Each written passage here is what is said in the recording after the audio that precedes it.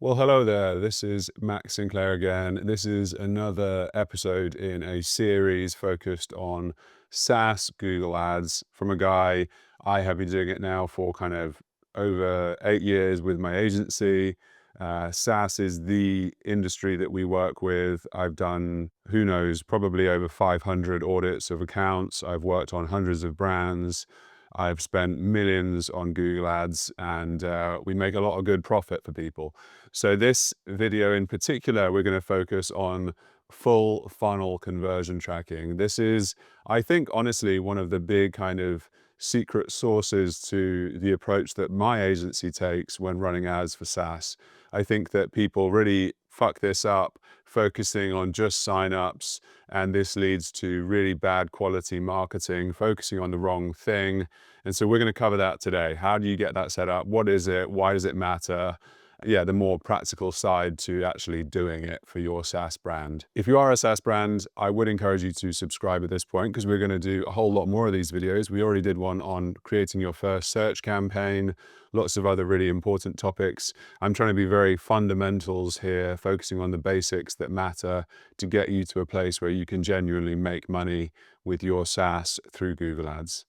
So I'm going to open up on my screen a slide from a talk that I gave on this particular topic. And we're going to focus firstly on what do most people actually do when they run Google Ads with SaaS.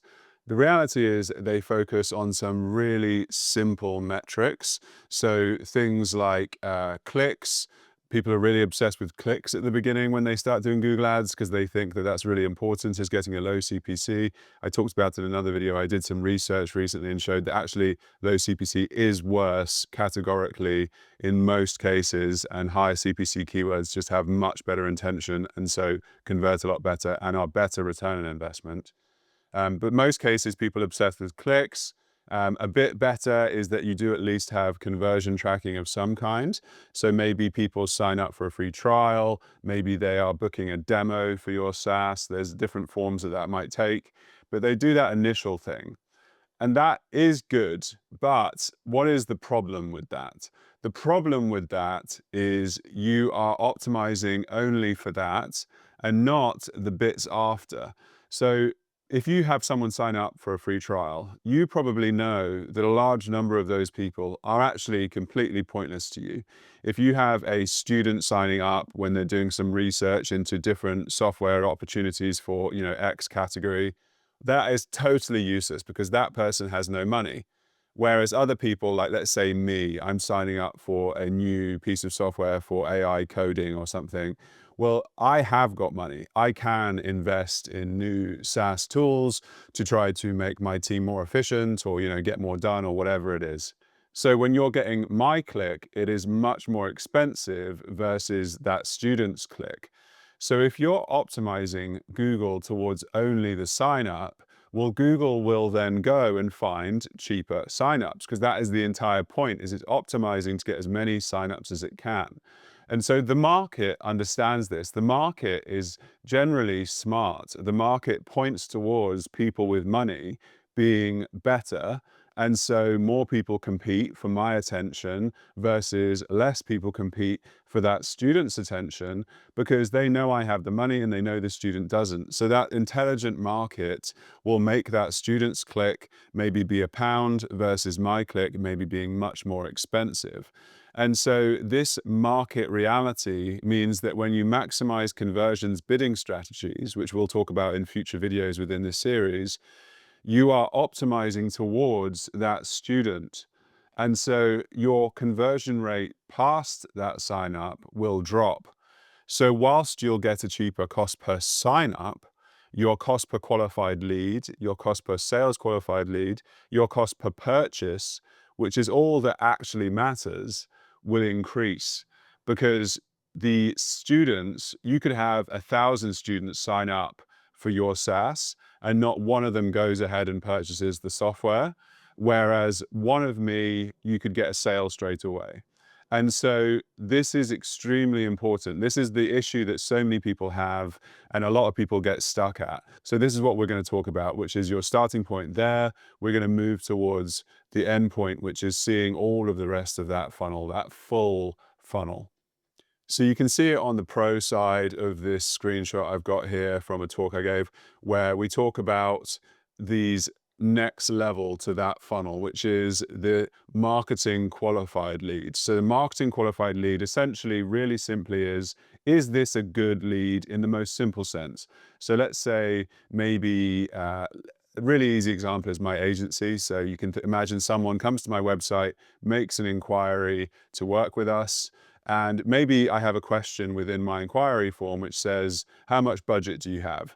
And maybe there's an option that says, I only have £500 a month. Well, I can't work with someone who only has £500 a month. That's just not enough money. So this person would not be a potential customer. And then let's just say the next category is 2K plus, and those are okay with us. And so that is a good lead versus a not good lead. So we could have a marketing qualified lead, which is set up as a column within Google, which I did a video about columns in my previous video. So you can go and watch that. So we can set that up within Google and also within your own analytics, within like PostHog or whatever else you use, and then track that. So if someone has the budget, they are a marketing qualified lead. If they don't become marketing qualified lead. So now you've got signups, maybe you've got 100 signups, and maybe 60 of those people become marketing qualified lead because 60 of them say they have enough budget. And then we actually have the call, maybe. This is another nuance that you could have, which is a sales qualified lead. So maybe people book a call with me, we have the call, and in that call, I recognize as a human that they are a good potential business to be working with. And so now I'm going to, in our CRM system, register them as a sales qualified lead. And so then this is the next stage along. You might not need this, not every company does need this, but if you're especially in a sales flow, these are really nice to add in.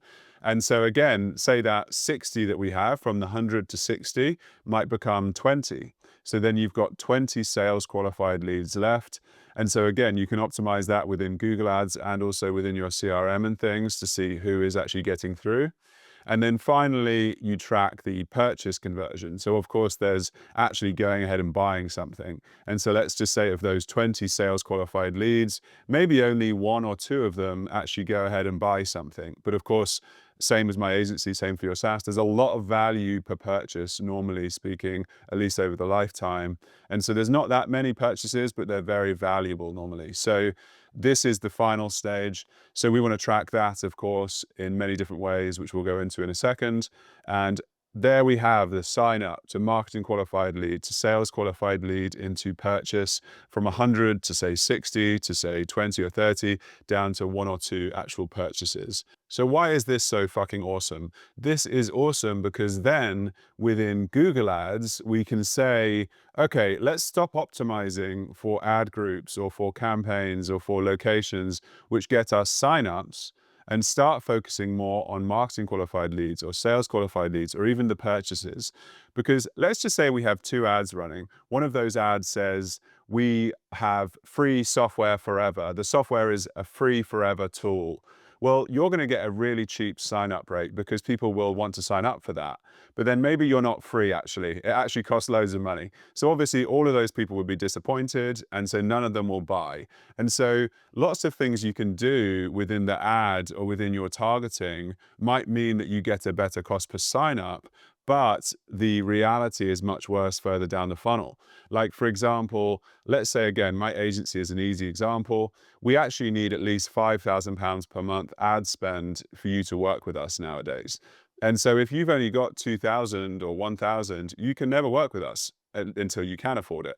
And so it would be better in the ad that we say minimum 5K ad spend per month. So that then if someone's clicking around, they don't even click on us. We don't spend any money on them because they see straight away, all right, like this is not for me.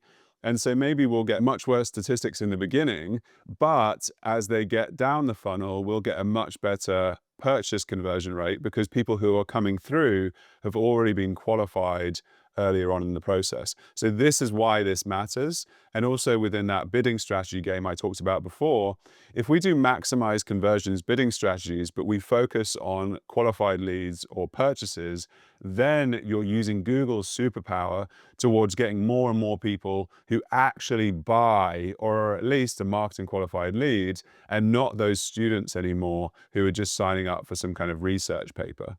So this is the power behind having this full funnel conversion tracking. So how can you actually go about delivering on this? You will need to work with your CRM system, or you might just have conversions being sent straight in from your app itself.